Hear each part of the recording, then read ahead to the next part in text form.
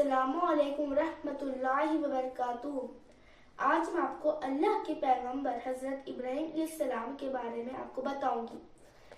तो अगर आपको मेरी वीडियो पसंद आएगी तो प्लीज़ मेरी वीडियो को लाइक ज़रूर कर दीजिएगा, क्योंकि अगर आप लाइक करेंगे तो मुझे खुशी होगी। हज़रत इब्राहीम अलैहिस्सलाम इराक में पैदा हुए थे। इनके वालिद बढ़ी का काम करके पूजा के लिए बुत बनाकर और इनको बेचकर अपनी रोजी कमाते थे। जब इब्राहीम अलैहिस्सलाम कुछ बड़े हुए तो उन्होंने अपने बाप को लकड़ी और पत्थर की मूर्तियां बनाते देखा। एक दिन उन्होंने अपने बाप से पूछा कि वह खुद अपने हाथ से बनाए बुतों की पूजा किस तरह करते हैं। इनके बाप ने जवाब दिया, उन्होंने अपने बाप दादा को ऐसा ही करते देखा है। इब्राहीम अलैहिस्सलाम को अपने बाप के इस जवाब से इत्मीनान नहीं हुआ। अब उन्होंने लोगों से आम तौर पर पूछना शुरू कर दिया, यह मूर्तियां कैसी हैं जिन्हें तुम पूजते हो? लोगों ने भी वही जवाब दिया जो इनके बाप ने दिया था। हज़रत इब्राहीम अलैहिस्सलाम ने इन्हें बताया, तुम्हारा रब वही है जो आसमानों और जमीनों को कायम रखता है। वही है जिसने तुम्हें जिंदगी दी है, तन्हा वही इबादत के लायक है। और तुम इन चीजों की पूजा करते हो जो ना तुम्हें किस तरह फायदा पहुंचा सकती है ना नुकसान। हज़रत इब्राहीम अलैहिस्सलाम सच्चे आदमी थे। वह एक ही खुदा की इबादत करते थे जो तारों, चांद और सूरज का पैदा करने वाला है, और इन तमाम चीजों का जिन्हें तुम देखते हो और इनका भी जिन्हें तुम देख नहीं सकते। वह बुतों को नहीं पूजते थे। वह जानते थे कि ऐसा करना बड़ी बेवकूफी की बात है। इसलिए उन्होंने तय किया कि वह यह बात साबित करके रहेंगे कि वह बुत जिनकी वह पूजा करते हैं कोई ताकत नहीं रखते और इनके किसी काम नहीं आ सकते। इब्राहीम अलैहिस्सलाम ने इनसे कहा था, खुदा की कसम, तुम्हारे इन बुतों के सिलसिले में मेरा एक मंसूबा है। अब ऐसा हुआ कि किसी त्योहार के मौका पर सब लोगों ने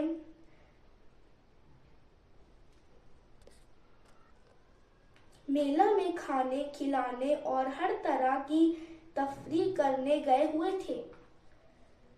ठंडी चांदनी रात थी। इब्राहीम अलैहिस्सलाम ने सोचा कि इनके मंसूबे के लिए बड़ा अच्छा मौका है। वह हाथ में एक कुल्हाड़ी लिए सीधे बड़े मंदिर गए। मंदिर बहुत बड़ा था और वहां इस वक्त कोई ना था। इनके चारों तरफ बहुत से बुत खड़े थे और मंदिर के बीच में सबसे बड़ा बुत नस्ब था जो बिल्कुल चुपचाप खड़ा था। वह हज़रत इब्राहीम अलैहिस्सलाम की मौजूदगी से बिल्कुल बेखबर था। इब्राहीम अलैहिस्सलाम ने अपनी कुल्हाड़ी उठाई और एक के बाद दूसरे बुत पर चोटें लगाने लगे। जल्द ही मंदिर के फर्श पर बुतों के टूटे सिरों, टांगों, कानों और नाकों के ढेर लग गए। इब्राहीम अलैहिस्सलाम ने सबसे बड़े बुत के अलावा सब बुतों को तोड़ डाला था। उन्होंने बड़े बुत को इसलिए सालिम छोड़ दिया कि जैसे वह लोगों को यह बताना चाहते हो कि बुतों की आपस में लड़ाई हुई है।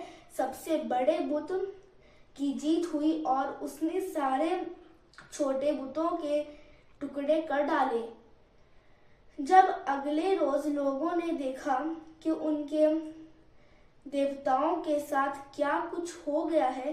تو انہوں نے پوچھا، ہمارے دیوتاؤں کے ساتھ یہ سلوک کس نے کیا ہے؟ اس واقعے کی خبر سارے شہر میں پھیل گئی۔ اس کام کے کرنے والے کی تلاش بہت زور شور سے شروع ہو گئی۔ کچھ لوگوں نے کہا کہ انہوں نے ابراہیم علیہ السلام نامی ایک نوجوان کو کئی روز پہلے ان کے بتوں کا ذکر کرتے سنا تھا۔ تلاش کر لینے پر انہوں نے پوچھا، ابراہیم، کیا ہمارے بتوں کی یہ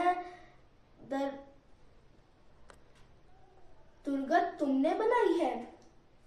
ابراہیم علیہ السلام نے جواب دیا، نہیں، یہ تو سب سے بڑے بت کے کرتوت ہیں۔ تم خود ان بتوں سے کیوں نہیں پوچھتے؟ وہ تمہیں سب کچھ بتا دیں گے کہ انہیں کیا مصیبت پیش آئی ہے۔ لوگوں نے اپنے خیال کے مطابق دلیل دیے ہوئے کہا، تم جو جانتے ہی ہو کہ یہ بت بولتے نہیں ہیں۔ اب ابراہیم علیہ السلام کے بولنے کی باری تھی، جس کے وہ منتظر بھی تھے۔ انہوں نے کہنا شروع کیا، کیا تم اللہ کو چھوڑ کر ایسی چیزوں کی پوجا کرتے ہو جو تمہیں کس طرح فائدہ نہیں پہنچا سکتے؟ تمہیں شرم آنی چاہیے، اور تم ہے ان سب چیزوں پر جن کو تم پوجتے ہو۔ تمہیں کیا ہو گیا ہے کہ تم عقل سے کام نہیں لیتے؟ اللہ کے پیغمبر ابراہیم علیہ السلام کو بادشاہ نے بھی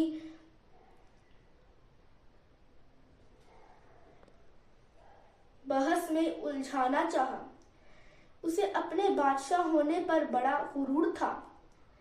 اس کا خیال تھا کہ وہ بادشاہ ہونے کے ساتھ دیوتا بھی ہے۔ ابراہیم علیہ السلام نے اس سے کہا، میرا رب وہ ہے جو زندگی اور موت دیتا ہے۔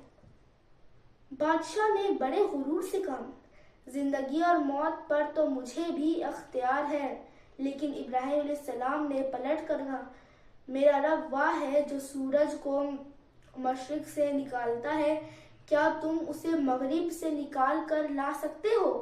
بادشاہ کے پاس اس کا کوئی جواب نہیں تھا، لیکن سر پھیرے اور ضدی بادشاہ نے پیغمبر ابراہیم علیہ السلام کو سزا دینے کا فیصلہ کر ہی ڈالا، جبکہ اللہ سب کچھ دیکھ اور سن رہا تھا۔ بادشاہ نے آگ کا ایک بڑا لاؤ روشن کرایا اور حکم دیا کہ ابراہیم علیہ السلام کو اس کے لپکتے شعلوں میں پھینک دیا جائے، اور آگ نے ابراہیم علیہ السلام کو جلا ہی ڈالا ہوتا، لیکن اللہ نے آگ کو حکم دیا کہ وہ اس کے پیغمبر ابراہیم علیہ السلام پر سلامتی کے ساتھ ٹھنڈی ہو جائے، اور اس طرح ابراہیم علیہ السلام کو حیرت انگیز